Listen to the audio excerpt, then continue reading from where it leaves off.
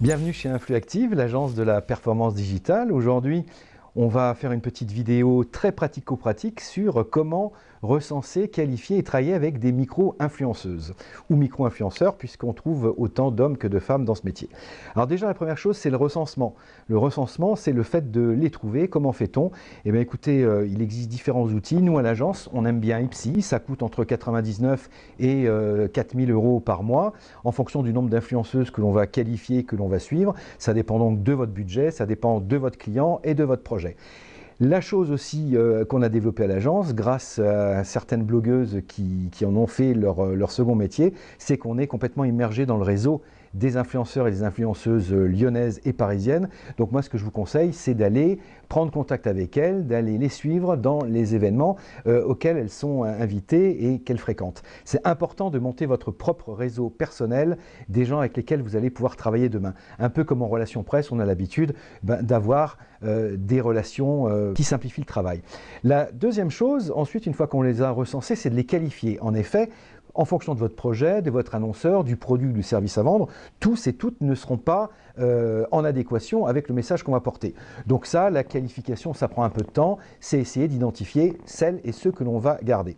Ensuite, eh bien, évidemment, on va essayer de les faire venir à un événement. Alors ce qu'il faut bien voir, quand on parle de micro-influenceuses, ce sont des personnes qui ont une communauté comprise entre 10 et 50 000 followers sur Instagram.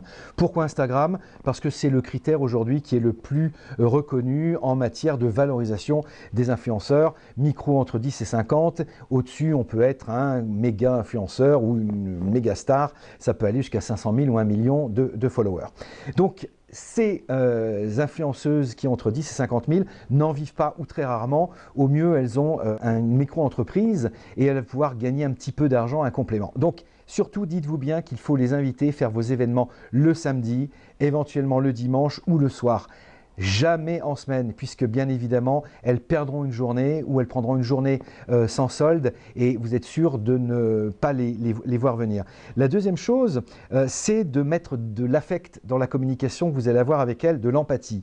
Ces personnes-là sont passionnées par ce qu'elles font. Comme je le disais tout à l'heure, elles n'en vivent pas, donc n'hésitez pas à développer un vrai dialogue avec elles. Vous les contactez sur Instagram et vous essayez de vendre votre projet et vous les respectez. Et ça, c'est le point le plus important. Si vous les faites venir, n'hésitez pas à les défrayer. Demandez à votre client, l'annonceur, un petit billet, 200 à 200 €, voire un peu plus, parce que n'oubliez pas que ces communautés-là sont très engagées. Si vous faites venir quelqu'un qui a 25 000 followers avec un taux d'engagement de 2 à 3%, vous allez vendre entre 500 et 700 produits. Donc tout travail mérite salaire et dans ce cas-là, moi je vous conseille de prévoir un petit budget pour ces influenceuses. Voilà. Notre prochaine vidéo que je vous engage à suivre traitera là de la négociation avec les très gros influenceurs, les plus de 2, 3, 4 millions. Et là, on vous donnera des détails très pratiques sur comment travailler avec eux ou avec elles. Merci, à bientôt.